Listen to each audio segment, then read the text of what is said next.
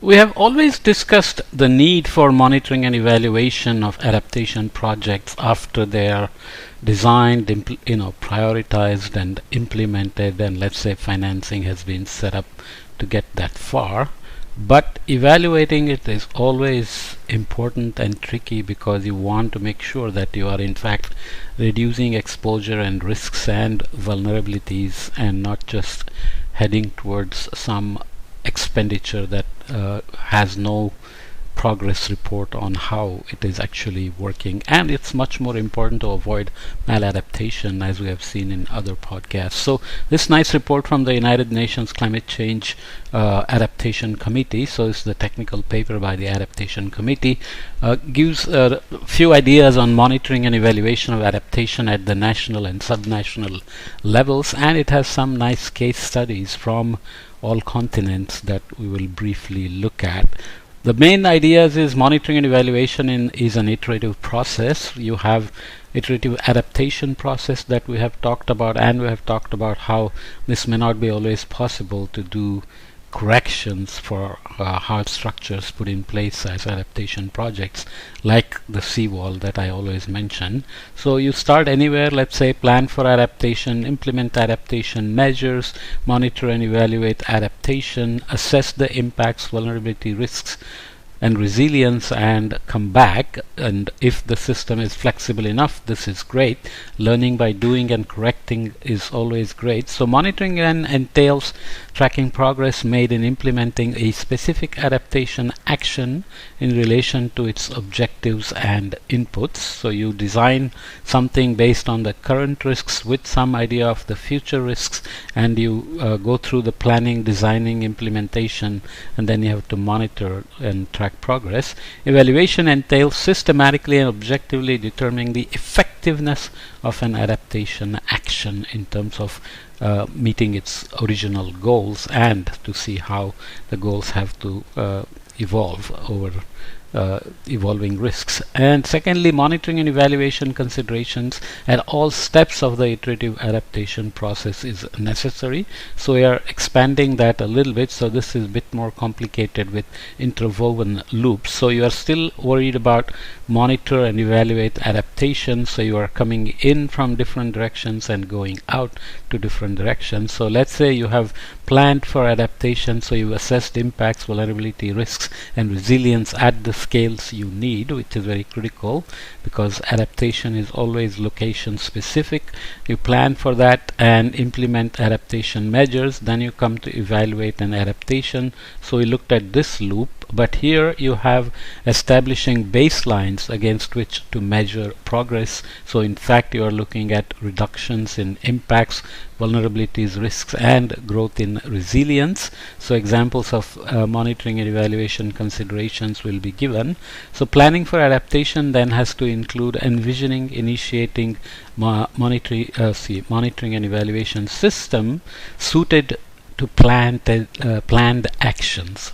So it's not a blueprint that can be applied everywhere. You need indicators for monitoring and evaluating the system that is again very specific to planned actions. Ensure sufficient and sustainable resources for monitoring and evaluation are provided for after you make sure that the adaptation itself has been mainstreamed into fiscal policies and so on. Identify opportunities to build on existing monitoring and evaluation systems or reporting so that you have closed all the gaps. And for implementing adaptation measures, you initiate monitoring as soon as that happens, and then you have to start collecting and compiling required data and document the lessons learned to continue the monitoring and evaluation of adaptation to make sure that you are steadily headed in a synergistic way towards your sustainable development goals, towards your nationally determined contributions, your economic development plans, and building resilience and reducing risks, etc. Overall, the paper explores the following questions. What steps do governments take to develop and apply their M&E systems for adaptation, and what challenges do they encounter? Let's just call monitoring and evaluation as M&E now on. What opportunities exist to address these challenges and enhance the implementation of adaptation actions at the national and subnational levels through M&E? This is very critical, that you have to go down to the scales beyond the national levels. How do governments at the national and subnational levels institutionalize learning in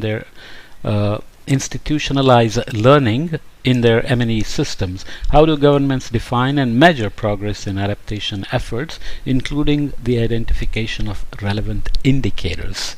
Right? It could be adaptation for extreme rainfall, extreme heat wave, floods. It could be coastal erosion, coastal vulnerabilities, and so on. And you have to always have appropriate metrics and indicators to track and monitor, evaluate progress, right? So the 4 building blocks of developing and applying monitoring and evaluation systems. There are chapters in here. As you can see, figure 3 comes from a different chapter compared to these, so I'm just going to not bother with the chapter level details, just provide you the most salient aspects of the report.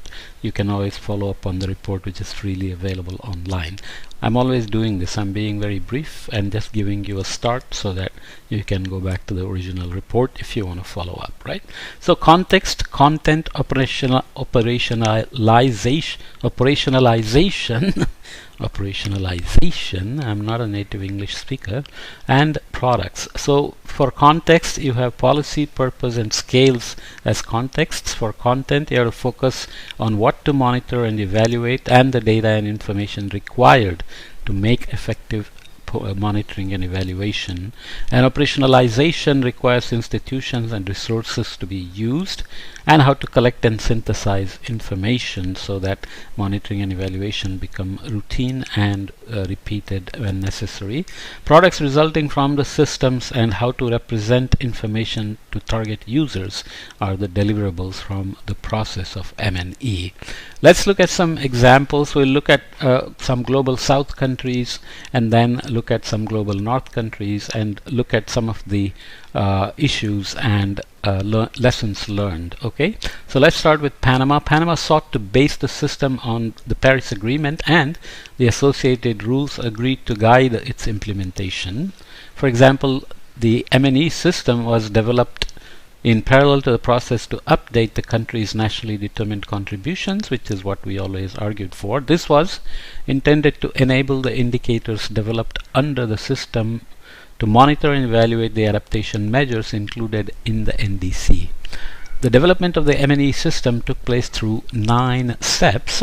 Formation of thematic teams, so 10 thematic teams corresponding to the sectors identified in Panama's update of its NDC were formed. So all countries submitted their NDCs, and then they were considered inadequate for meeting the global warming targets of 2 degrees C and 1.5 degrees C. So many countries have updated their NDCs, and this is Panama's update. Review of available information. An exhaustive bibliographic review of documents from various international organizations related to adaptation indicators was conducted for Panama. In the third set, goal setting. Goals were identified using the Green Climate Fund's theory of climate approach, which we won't follow up, but you can look up the footnote there. Fourth step, technical meetings. Meetings were held to analyze which indicators are especially important to measure change and progress. These meetings included staff from the Ministry of Environment that are responsible for environmental information, as well as from the interinstitutional environment system. Indicator selections were made. Indicator prioritization were made. So 81 indicators were reviewed and prioritized based on the availability of national data and the existence of methodology documents. 33 were then separated from preliminary, and 21 were ultimately selected based on their significance and synergy with the state entities in the country, so subnational level. Step G, construction of methodological sheets. Step H, indicator validation, and step I, institutional agreements. So Panama is moving forward with the application of its M&E system through the project titled Technical Support to strengthen the monitoring and evaluation system of adaptation to climate change in Panama, which has been completed, and the lessons learned from there. Lessons learned thus far through the development and application of Panama's adaptation M&E systems include M&E systems for adaptation. M&E systems for adaptation require capacity building and awareness raising of the importance of continuous and standardized data gathering to monitor adaptation progress and implementation. They also require a data storage structure and data quality standards. This is very critical if you want to be serious about monitoring and evaluating, especially vulnerabilities and risks. It's critical to have sufficient human resources with appropriate skills and expertise for the follow-up and monitoring of indicators. Institutional support is necessary for data collection, and effective communication among institutions is necessary to update and improve indicators. M&E of adaptation is a long-term effort that requires continual strengthening. Okay, so it's itself an adaptive process as well.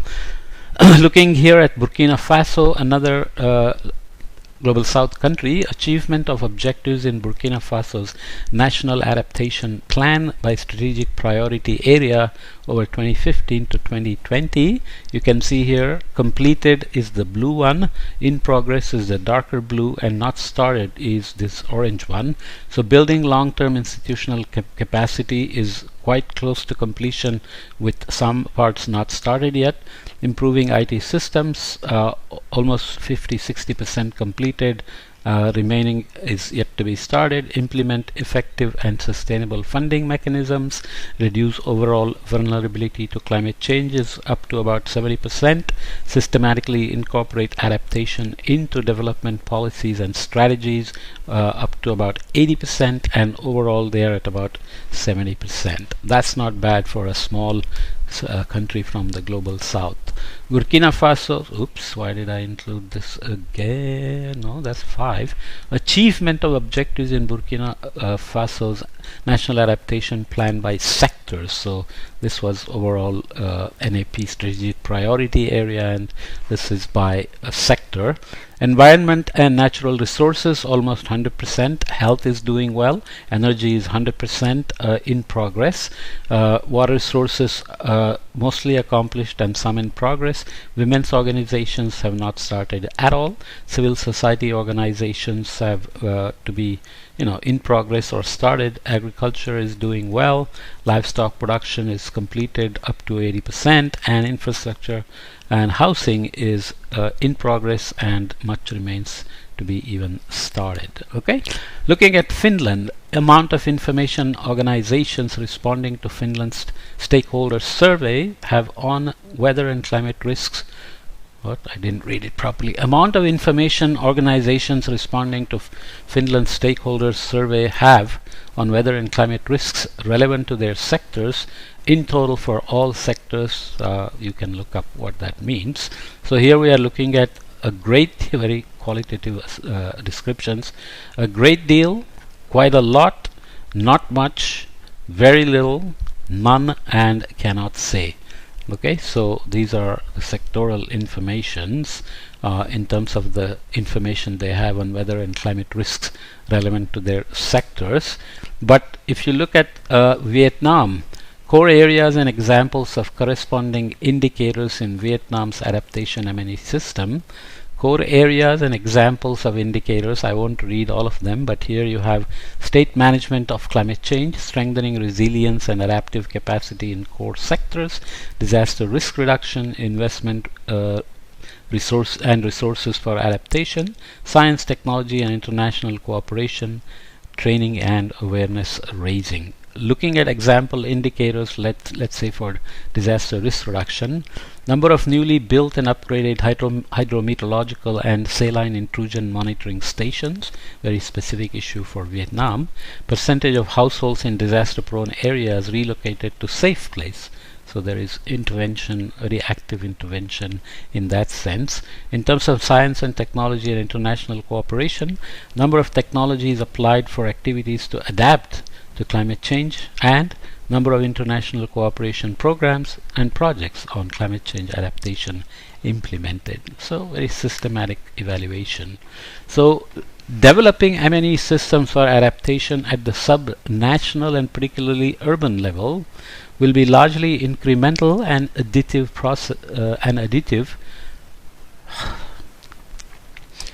Let me restart. Developing M&E systems for adaptation at the sub-national and particularly urban level will be largely incremental and additive process that builds upon existing monitoring systems. This is from this paper by Sulecki and Rosenzweig.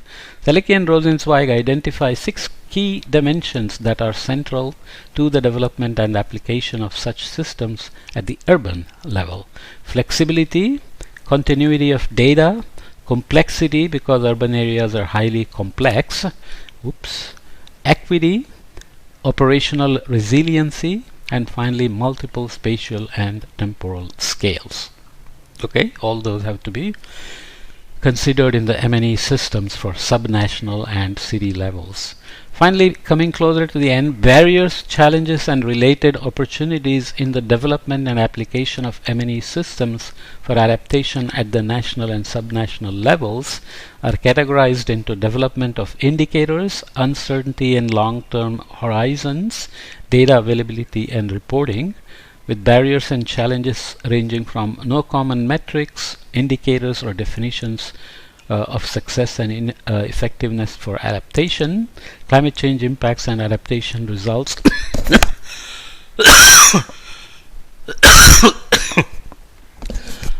climate change impacts and adaptation results are uncertain and take a long time to manifest. So you're sitting there like a frog in a warming water. Somebody wrote an article saying this analogy of throwing a frog into a boiling water versus warming the water slowly is really bad and torturous and inaccurate, so we shouldn't use it. But okay, there we are. Limited availability of high quality data related to adaptation is an issue. Lack of or unclear reporting mechanisms for adaptation information. But these offer related opportunities in terms of reviewing existing indicators from literature or other contexts, adopting a learning by doing approach and adjusting over time to reduce uncertainties and long-term horizon issues, and developing agreements with national institutions to enable the transfer of data needed for the M&E system at subnational and national levels. Okay, so establishing institutes responsible for adaptation monitoring across sectors is a key opportunity in terms of overcoming the existing barriers and challenges. Okay. Moreover, capacity, financial resources, transition from development to application of systems are also facing barriers and challenges in terms of lack of technical and human capacity to design, implement and sustain M&E systems for adaptation, or here, difficulty implementing M&E systems as planned, but the opportunities exist in terms of aligning M&E systems with the related reporting obligations and practices to avoid further strains on capacity, so you can synergize different things. So NDC reporting can be synergized with M&E for adaptation within the country. Seeking technological support from relevant organizations, seeking financial and technical support from relevant organizations, or beginning with the simplified M&E approach and increasing in sophistication over time so that can transition from development to application of the M&E system. Okay, so the points to be made here in terms of M&E is that it's better to get straight to the point. So clarify the objectives and purpose of the M&E system prior to any data collection, paying attention to define what to monitor, evaluate and learn from, as well as for whom and why. Be boldly pragmatic, pilot, learn from piloting and expand gradually. Use reporting as a starting point for troubleshooting. Okay, so those are some of the lessons, again being brief. So Rapidly concluding and looking at few next steps from this report from the Adaptation Committee. Monitoring and evaluation are fundamental components of efficient, effective implementation of climate change adaptation. Nobody will question this paradigm. This technical paper has highlighted the challenges and opportunities for developing and operationalizing national and subnational M&E systems for adaptation globally. It has also identified the potential role of the Adaptation Committee in collaboration with the other constituted bodies and external organizations to support further progress on adaptation of M&E in the future.